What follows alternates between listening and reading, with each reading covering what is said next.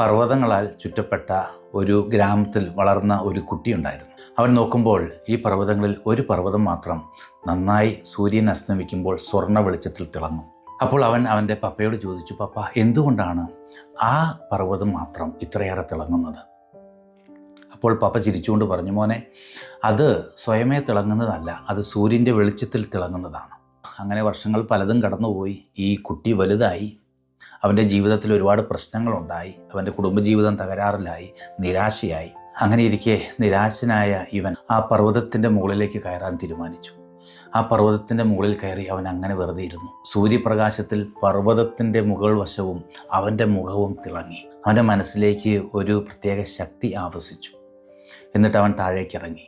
അപ്പോൾ അവനൊരു കാര്യം മനസ്സിലാക്കി. പർവ്വതത്തിന് ഒരു മാറ്റവും വന്നിട്ടില്ല, സൂര്യനും ഒരു മാറ്റവും വന്നിട്ടില്ല. സൂര്യോദയവും പർവ്വതങ്ങളുടെ മേൽ സൂര്യപ്രകാശം പതിക്കുന്നതുമൊക്കെ അതുപോലെ തന്നെ ഇപ്പോഴും നടക്കുന്നുണ്ട്. മാറ്റം വന്നത് അവനാണ്. വെളിച്ചത്തിൽ അവൻ അവനെ തന്നെ നിർത്തിയപ്പോൾ അവൻ്റെ ഉള്ളിൽ മാറ്റങ്ങളുണ്ടായി. ഈ നോമ്പുകാലത്ത് വെളിച്ചമാകുന്ന ക്രിസ്തുവിലേക്ക്, നമ്മുടെ ഹൃദയത്തിലുള്ള ജീവിതത്തിലുള്ള ഇരുട്ടിലേക്ക് യേശുവിൻ്റെ വെളിച്ചം പ്രതിഫലിപ്പിക്കാനുള്ള കാലഘട്ടമാണ്.